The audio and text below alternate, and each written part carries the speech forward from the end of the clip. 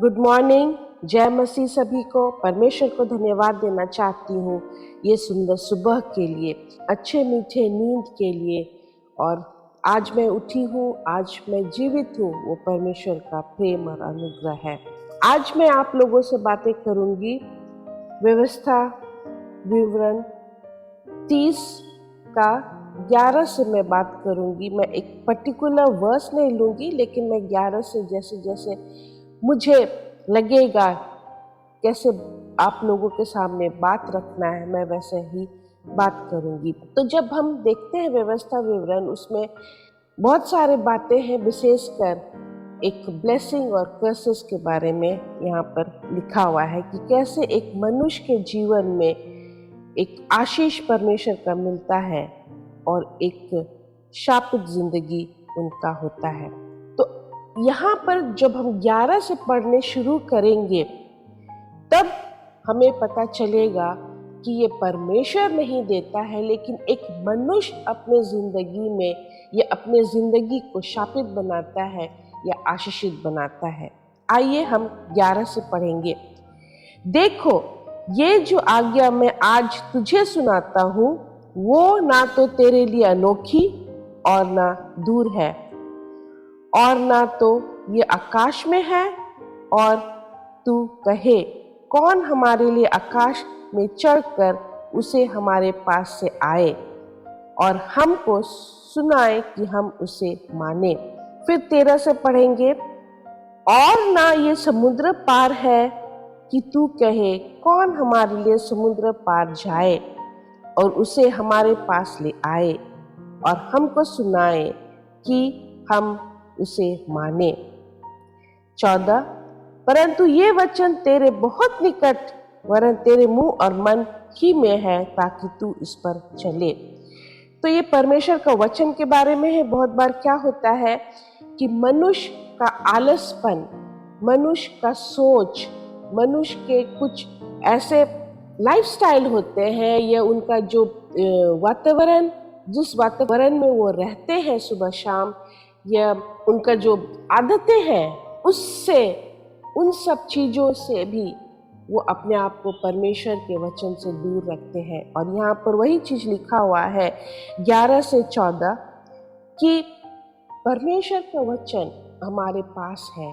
अगर हम परमेश्वर को पुकारेंगे और हम प्रार्थना करेंगे तब परमेश्वर हमारा प्रार्थना को सुनेगा। ये नहीं कि हम किसी को फोन करके, या जो हमारे एल्डर्स है या पास्टर्स है जो परमेश्वर का काम करता है, तो छोटे छोटे बातों को लेकर के अगर हम उनको फोन करते चले जाएंगे और हमें छोटे छोटे बातों के लिए अगर हम उनको बोलेंगे कि हमारे लिए दुआ करें, तो यहाँ पर ये वही चीज लिखा हुआ है कि हमारे पास सब चीज है। ये नहीं, परमेश्वर का वचन ना ही अनोखा है और ना ही दूर है, और नहीं वो आकाश में है कि हमें वहां पर जाकर के लेना पड़ेगा, और ना ही वो समुंदर पार है या समुंदर तट में या नीचे में है कि हमें वहां पर जा करके वो लेकर के आना है। लेकिन 14 में ये लिखा हुआ है, परंतु ये वचन तेरे बहुत निकट वरन तेरे मुंह और मन ही में है, ताकि तू उस पर चले। तो यहाँ पर हम धुतकार नहीं सकते परमेश्वर के वचन को। यहाँ पर हम कल को ये नहीं बोल सकते हैं, या जब हम परमेश्वर से मिलेंगे, हमारे जब जिंदगी यहाँ इस धरती पर जब अंत होगा, जब हम परमेश्वर से मिलेंगे, तब परमेश्वर के पास हम ये नहीं कह सकते या बहाना नहीं लगा सकते, या हमारे कुछ ऐसे हम एक्सक्यूजेस नहीं दे सकते हैं कि परमेश्वर मैंने तुझे नहीं जाना, परमेश्वर तुम्हारा वचन मेरे से बहुत दूर था, परमेश्वर मैं प्रार्थना करने नहीं जानता या नहीं जानती। तो यहाँ पर और एक चीज यहाँ पर देखने को मिल रहा है कि ये पुराना नियम में लिखा हुआ है। बहुत बार क्या होता है कि लोग पुराना नियम नहीं पढ़ते हैं, नया नियम को ज्यादा महत्व देते हैं। लेकिन यहाँ पर जैसे कि मैं यही कहती हूँ कि पुराना नियम भी उतना ही इम्पोर्टेंट है, एसेंशियल है, महत्व हमें देना है जितना हम नया नियम को देते हैं। तो यहाँ पर पुराना नियम में ही, व्यवस्था विवरण में ही लिखा हुआ है जो हमारा जिंदगी में आज होता है कि हम अपने आप को परमेश्वर से कितना दूर रखे हुए हैं, और उससे भी पता चलता है कि हमारा जिंदगी शापित होगा या हमारा जिंदगी आशीषित होगा।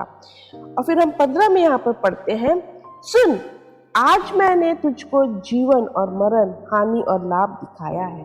तो परमेश्वर का वचन में सब चीज दिया हुआ है, लिखा हुआ है और बोला हुआ है कि आज मैं तुम्हें जानना है कि तुम्हारा जीवन शापित है या आशीषित है। 16, क्योंकि मैं आज तुझे आज्ञा देता हूँ कि अपने परमेश्वर यहोवा से प्रेम करना और उसके मार्गों में चलना और उसकी आज्ञाओं, विधियों और नियमों को मानना, जिससे तू जीवित रहे और बढ़ता जाए और तेरा परमेश्वर यहोवा उस देश में जिसका अधिकार होने को तू जा रहा है तुझे आशीष दे। तो 16 में हमें सारा उत्तर मिल जाता है। 11 से 14 जो हम पढ़ते हैं उसमें यही लिखा देखते हैं कि परमेश्वर का वचन हमारे पास में है, लेकिन हम कुछ कारणवश हम नहीं पढ़ते हैं। फिर 15 में बोलता है कि आज मैं तुझे जीवन और मरण, हानि और लाभ दिखाता हूँ, और 16 में उसका सारा हमें उत्तर मिल जाता है और उसमें यही लिखा हुआ है, वो शुरुआत ही है, क्योंकि आज मैं तुझे आज्ञा देता हूँ। तो परमेश्वर हमें बोलता है कि आज मैं तुझे आज्ञा देता हूँ, ये बात तुम लोग सुन लो। वो आज्ञा क्या है? पहला है परमेश्वर यहोवा से प्रेम करना, जो यीशु मसीह भी नया नियम में कहा था कि परमेश्वर से प्रेम वैसा ही करो जैसे तुम या आप सब अपने आप से करते हैं। दूसरा है और उसके मार्गों पर चलना। परमेश्वर से प्रेम करते हैं और आज्ञाकारी होते हैं तो अवश्य उसके मार्गों पर हम चलेंगे। फिर है तीसरा, और उसकी आज्ञाओं, विधियों और नियमों को मानना। तो अगर हम परमेश्वर के मार्ग में, अगर हम उनकी आज्ञा को सुनते हैं तो उसके रास्ता में हम चलेंगे और उसके जितने भी विधि है, नियमों है, वो सारा चीज को हम बिना डाउट किए, बिना शक किए, बिना कुछ अपने अंदर में कुछ सेकंड थॉट दे करके जो भी हम बाइबल में पढ़ते हैं उस पर चले, क्योंकि वो परमेश्वर का वचन है, तब हम सब सारा चीज जो परमेश्वर बोलता है वो हम मानते चले जाएंगे और करते चले जाएंगे। तब हम खुद ब खुद या आप खुद ब खुद ये देखेंगे कि परमेश्वर का आशीष सिर्फ आपके नहीं, लेकिन आपके घर में, आपके कामों में, आपके रहन सहन, आप जो भी करेंगे उसमें परमेश्वर का आशीष के साथ साथ उनका परमेश्वर का प्रेम दिखेगा और अनुग्रह दिखेगा। लेकिन फिर जब हम 17 पढ़ते हैं उसमें ये लिखा हुआ है, परंतु यदि तेरा मन भटक जाए और तू ना सुने और भटक कर पराये देवताओं को दंडित करे और उनको उपासना करने लगे, तब 18 में क्या लिखा हुआ है, तो मैं तुम्हें आज ये चुनौती दे देता हूँ कि तुम निसंदेह नष्ट हो जाओगे, और जिस देश का अधिकारी होने के लिए तू यरदन पार जा रहा है उस देश में तुम बहुत दिनों के लिए रहने ना पाओगे। परमेश्वर का आज्ञा नहीं मानने से और भटक जाने से और दूसरे देवी देवताओं को दंडित करना या परमेश्वर से अपने आप को दूर करके अपने कुछ ऐसे आदतों या अपने कुछ ऐसे परमेश्वर को छोड़ करके अगर हम ज़्यादा समय बिताते हैं ऐसा संगति में, या ऐसे चीज़ें हैं जो परमेश्वर के लिए नहीं है, ये परमेश्वर के लायक नहीं है, अगर हम वो सारा चीज़ करते हैं तब परमेश्वर कैसे हमें आशीषित करेगा। और फिर 19 में यही लिखा हुआ है कि मैं आज आकाश और पृथ्वी दोनों को तुम्हारे सामने इस बात का साक्षी बनाता हूँ। तो परमेश्वर कहता है, सृष्टि को लेकर के वो कहता है कि आज जो मैं तुझसे बोल रहा हूँ या बातें कर रहा हूँ, आकाश के ऊपर देखो वो और धरती में देखो, ये दोनों भूमंडल ये हमारा साक्षी बनता है और ये बनता है और उसके सामने आज मैं तुम्हें जीवन और मरण का शिक्षा दे रहा हूँ। आशीष और शाप तुम्हारे आगे रखा हुआ है, इसीलिए तू जीवन ही को अपना ले कि तू और तेरा वंश दोनों जीवित रहे। तो इसीलिए बहुत जरूरी है कि आज के दुनिया में हमें ये देखना है कि हम या हमारे परिवार के लोग या समाज में जब हम रहते हैं तो किन किन चीजों पर हमें ध्यान देना है कि हम किस तरह से हैं, क्या हम घर के अंदर में, क्या हम अपने अंदर में ऐसा क्या चीज हम ला रहे हैं जिसके वजह से जीवन शापित हो जाता है या परमेश्वर का आशीष रुक जाता है। परमेश्वर तैयार है हमें आशीष देने के लिए। बहुत बार क्या होता है कि हम देखते हैं लोग हमेशा लिखते हैं अपना गाड़ी में ब्लेस्ड, परमेश्वर हमें, वो हमेशा लिखते हैं कि परमेश्वर हमें आशीष दिया। और बहुत बार ये भी हम आज के समय में देखते हैं जो आजकल बहुत ज़्यादा motivational speakers, even Christians leaders लोग मोटिवेशनल स्पीकर्स बने हुए हैं। और मैं सुनी हूँ, मैं देखती हूँ कि वो बोल रहे हैं कि हाँ, अगर कोई तुम्हें बोलता है कि तुम्हारा जिंदगी खराब है और अगर तुम उसको ग्रहण करते हो तभी होगा, अगर ग्रहण नहीं करते हो या एक्सेप्ट नहीं करते हो तो नहीं होगा। नहीं, ये गलत है। यहाँ पर इस बात को लेकर के ध्यान देना है कि कोई बोले या नहीं बोले उससे फर्क नहीं पड़ता है। फर्क तब पड़ता है कि हम अपना जिंदगी कितना परमेश्वर के साथ संगति, उसके पवित्र आत्मा के साथ में संगति बना करके रखे हैं। अगर हम परमेश्वर के साथ सही हैं, अगर हम परमेश्वर के, जैसे कि यहाँ पर हम 16 और 17 में पढ़ते हैं कि 16 में पढ़ते हैं कि हमें परमेश्वर से प्रेम रखना है, उसके मार्गों में चलना है, उसके आज्ञाओं और विधि और नियमों को मानना है, तभी हमें जीवित हम रहेंगे और हम आगे अपने ज़िंदगी में बढ़ेंगे। लेकिन हम 17 में पढ़ते हैं अगर हम भटके हुए हैं और अगर हम वो सारी चीज़ें नहीं कर रहे हैं जो परमेश्वर चाहता है, और फिर भी हम लिखेंगे अपने गाड़ी में, अपने अपने मकान में और लोगों को दर्शाएंगे या ये सोशल मीडिया में जस्ट टाइप कर देंगे या पोस्ट कर देंगे कि ब्लेस्ड है, आशीषित है, आशीषित है, लेकिन वो आशीष आपके घर के अंदर नहीं है, आपके अंदर नहीं है, तो वो व्यर्थ है। जब हम व्यवस्था विवरण 28 पढ़ेंगे तो उसमें वो सारा चीज़ दिया हुआ है जो मनुष्य परमेश्वर से दूर रहता है, और वो काफ़ी बड़ा चैप्टर है जो हम देखते हैं पूरा 1 से लेकर के 68 तक है। और उसमें यही लिखा हुआ है कि परमेश्वर, बहुत सारे पद ऐसे लिखे हुए हैं कि परमेश्वर बहुत सारा चीज़ देता है। परमेश्वर आशीषित करता है पैसा को देकर, लेकिन वो पैसा कभी बचेगा नहीं। परमेश्वर एक अच्छा सेहत देता है, लेकिन अपने कुछ ऐसे आदतों से, शापित जिंदगी से वो सेहत को संभाल ना पाएंगे। और वो सारा चीज़ 28 में, व्यवस्था विवरण 28 में, वो काफ़ी बड़ा पद है। अगर हम उसको पढ़ेंगे, अगर आप सब पढ़ेंगे तो उससे पूरा पता चलेगा कि वो सारा चीज़, धन दौलत, घर में बाल बच्चे, हर एक चीज़, गाय भेड़ बकरी, अनाज उत्पन्न होना, या जो भी है वो घर में रहेगा, घर में आएगा, लेकिन वो रहेगा नहीं, क्योंकि शापित जिंदगी है, क्योंकि वो घर और वो घर में रहने वाले भटके हुए हैं। और वो लोग एक जीवित पिता परमेश्वर को या यीशु मसीह को नहीं पूज करके जब वो दूसरे देवी देवताओं को दंडित करते हैं, तब ये सारे शाप उसके परिवार में आएंगे। जैसे कि हम पढ़ते हैं 41 में, तेरे बेटी बेटों तो उत्पन्न होंगे परंतु वो तेरे नहीं रहेंगे, क्योंकि वो बंधुओं से चले जाएंगे। फिर 42 में पढ़ते हैं, तेरे सब वृक्ष और तेरे भूमि की उपज टिड्डियों खा जाएगी। तो सारा चीज़ होगा, लेकिन कुछ ऐसा हालात हो जाएगा जिसके वजह से वो जिंदगी रुका हुआ रहेगा। बहुत बार क्या होता है कि हम मसीह घर में देखते हैं, पूरे परिवार काम करते हैं, घर में सब लोग पैसा लाता है, लेकिन वो पैसा फलता नहीं, वो पैसा नहीं रहता है, और फिर भी महीना का अंत में वो पैसा नहीं रहता है। चाहे वो जितने भी कमा ले, लेकिन वो पैसा नहीं पलता है, वो पैसा घर में नहीं रहता है।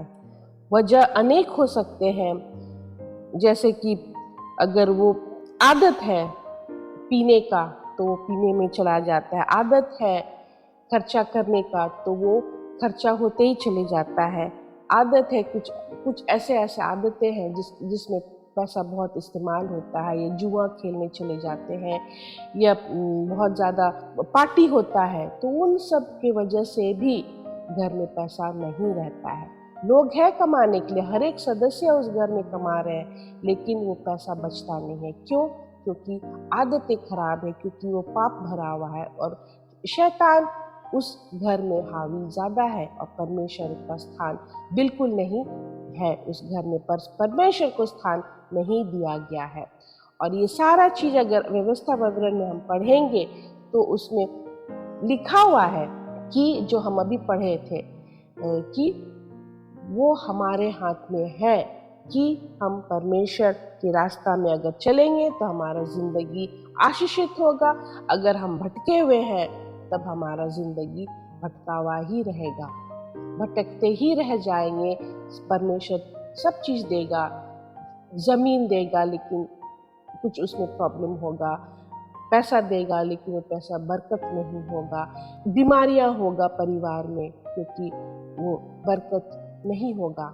और बहुत बार क्या होता है कि जब लोग दूसरे के साथ में गलत व्यवहार करते हैं, उनका पैसा चोरी कर लेते हैं, उनके साथ उनको गुस्सा करते हैं, तो वो शाप उसके ऊपर नहीं आता है। तो लोग कैसे हम सोच सकते हैं कि जब वो किसी के पैसा को चुराए हैं या लालच है उसके अंदर में, और वो अगर वो कहीं काम कर रहे हैं वहाँ से अगर वो कुछ ऐसा घटना हो गया है, अगर वो बहुत बार हम देखते हैं सरकारी दफ्तरों में कि वो घूस मांगते हैं, तो क्या ये अच्छा है कि वो घूस मांगते हैं? वो घूस का पैसा क्या फलेगा? नहीं फलेगा। लोग उनको धुतकारेंगे, लोग उनको शापित करेंगे, बोलेंगे तुम मेरा पैसा खाया, देख लो तुम बरकत नहीं होगा। तो वो तो शाप लगेगा ही, और ऊपर से वो शापित जिंदगी में वो जीता है। भले उसको कुछ पल के लिए अच्छा लगेगा कि हाँ मैं एक अथॉरिटी से वो पैसा उनसे छीन लिया हूँ या मांग लिया हूँ, या कुछ महीनों के लिए कुछ साल तक वो जिंदगी जी लेंगे, लेकिन वो कैसा जिंदगी जो दूसरे के पैसा से पल रहे हैं या दूसरे के पैसा से वो अपना जिंदगी को गुजर बसर कर रहे हैं। नहीं, वो पैसा कभी नहीं फलेगा उनके जिंदगी में। तो ये भी एक फैमिली ट्री हो जाता है और वो एक लाइफस्टाइल बन जाता है। अगर छोटा सा आदत गलत या लालच मन में उत्पन्न होता है तो छोटा से लेकर के बड़ा हो जाता है, फिर वो क्या हो जाता है, उसका आदत बन जाता है, उसका लाइफस्टाइल बन जाता है, और फिर बाद में वो धीरे धीरे उसमें वो दिखने लग जाता है। फिर वो जो लालच है वो बढ़ते चले जाता है, और जब वो बढ़ते चले जाता है तो अगल बगल उसके परिवार के लोग देखते हैं, उसके बच्चे उस वातावरण में बढ़ रहे हैं, बच्चे देखते हैं तो बच्चे उन्हीं से सीखते हैं, और फिर वो बच्चे भी एक दिन बड़े हो जाते हैं तो बच्चे भी जो माता पिता से सीखे हैं वो बच्चे में आ जाता है, फिर उसके बच्चे के बच्चे। इसलिए उसको कहते हैं जनरेशनल कर्सेस, इसलिए उसको कहते हैं कि वो जो शाप है वो परिवार वो पूरा पीढ़ी पर वो चलते चले जाता है। और उसी तरह से मैं तो लालच के बारे में बोल रही हूँ, ऐसे बहुत सारा ऐसे पाप है जो लोग अपने ज़िंदगी में लाते हैं। तो ये हमें देखना बहुत ज़रूरी है कि कहाँ पर कैसे एक छोटा सा गलती, एक छोटा सा शाप पूरा ज़िंदगी को अभिशापित कर देता है, पूरा परिवार को शापित कर देता है। समाज में वो रह कर के भी लोग के बीच में वो लोगों से वो भागते हैं, वो अपने ज़िंदगी में ठीक से नहीं, भले ही वो परिवार के अंदर में उसको लगता है कि वो ठीक है, लेकिन क्या वो दूसरे को फेस कर सकते हैं? क्या वो दूसरे से अपना अच्छा संबंध बना सकते हैं?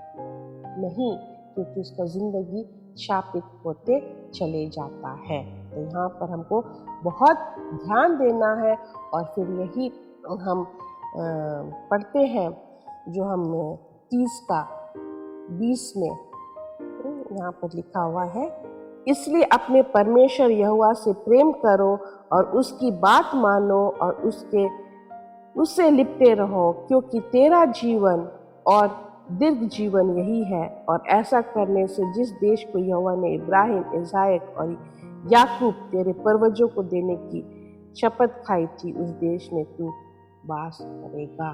तो यहाँ पर ये परमेश्वर का ये सारे जो वचन है उसको लेकर के आज मैं आप लोगों को छोटे से एक ज़्यादा डिटेल में नहीं बताई हूँ कि शापित जिंदगी क्यों होता है और आशीषित जिंदगी क्यों नहीं होता है। वो हमारे हाथ में है कि हम अपना जिंदगी को शापित बनाएं या आशीषित बनाएं। और मैं आप लोगों को यही कहना चाहूँगी कि जब आप हमारा वीडियो देखते हैं या वीडियो सुनते हैं, एक बार नहीं, दो बार नहीं, लेकिन आप उसको बीच बीच में देखते जाएंगे, तब जैसे कि परमेश्वर का वचन है ना कि हम एक बार नहीं, दो बार नहीं, हम पढ़ भी लिए हैं तो उसको फिर से हम पढ़ते हैं ताकि परमेश्वर एक नया इंसाइट दे। तो उसी तरह से अगर आप हमारा वीडियो फ्रीक्वेंटली देखेंगे तो आपको और समझ में आएगा उस वीडियो को देखकर कि वचन के बारे में क्या बोला जा रहा है। और हम चाहते हैं कि आप लोगों का जीवन आशीषित रहे। हम चाहते हैं कि आप लोग हमें फॉलो करें और जो हम अच्छे अच्छे बातें परमेश्वर के वचन से बोलते हैं, ये हमारे जो चिल्ड्रन मिनिस्ट्री है उसके जो एक्टिविटीज़ देखते हैं, ये जो हम अभी एल्बम बनाना शुरू किए हैं वो देखते हैं, तो उससे आपको एक ज्ञान मिलता है, स्पिरिचुअल नॉलेज मिलता है। जो संसारिक नॉलेज, विजडम, अंडरस्टैंडिंग है, उससे बढ़कर एक आत्मिक नॉलेज, विजडम और अंडरस्टैंडिंग ज़्यादा इम्पॉर्टेंट है। अगर हम स्पिरिचुअली स्ट्रांग होंगे, अगर हम आत्मिक रूप से अगर हम बहुत मजबूत होंगे, तब हम संसार की कोई सी भी लड़ाई को लड़ सकते हैं। तब हम संसार के मनुष्य से शारीरिक रूप से नहीं लेकिन आत्मिक रूप से हम लड़ सकते हैं। जो हम दूसरा कुरिन्थियन में, जो हम इफिसियों की पत्री में, जो हम तिमोथी में, जो हम पीटर्स में, पत्रस में पढ़ते हैं कि हम अपना ज़िंदगी में कैसे विजय पाएंगे, जो हम कुलुसियों की पत्री में भी पढ़ते हैं, वो सारा हमें देखने को मिलता है। तो हमारा जो लाइफस्टाइल है वो परमेश्वर के जैसा होना चाहिए। तो होसाया 4:6, इसको शायद इंग्लिश में हिजूसू बोलते हैं, आप देख लीजिएगा। होसाया जिसको बोलते हैं उसमें यही लिखा हुआ है कि हमारे लोग नष्ट हो जाएंगे। किसके लिए? लैक ऑफ नॉलेज के लिए। अगर हमारे पास नॉलेज नहीं है, परमेश्वर को नहीं हम समझे हैं, तब हम अपना ज़िंदगी को भी सही तरीक़ा से नहीं चला सकेंगे। तो जो यीशु मसीह एक सच्चा पिता परमेश्वर है, जो सच्चा मसीहा है, जिसको हम इंग्लिश में बोलते हैं कि ही इज़ अ सेवियर, और उसको हमको एक पर्सनल रिलेशनशिप हमको होना है। We need to make a personal relationship with our lord and saviour Jesus Christ, then we are going to be led in His Spirit, which will teach us to live in truth, and that truth will set us free. तो वो सच्चाई हमें सारे चीज़ों से छुटकारा देगा, लेकिन हमें सच्चाई का मार्ग में चलना बहुत ज़रूरी है और यीशु मसीह के साथ चलना बहुत ज़रूरी है, क्योंकि वही एक सच्चा जीवित पिता परमेश्वर है। तो आप सब्सक्राइब नहीं किए तो आप अवश्य सब्सक्राइब करें, और आपके साथ सदा सर्वदा परमेश्वर का आशीष बना रहे, और आप और आपके परिवार के साथ में, और आप शेयर करें, लोगों को बताएं हमारे चैनल के बारे में, और हम कोशिश करेंगे कि अच्छे अच्छे परमेश्वर को लेकर के अच्छे अच्छे जानकारी दे सकें, और आप समझे, जाने और आगे बढ़े परमेश्वर में होकर के। धन्यवाद।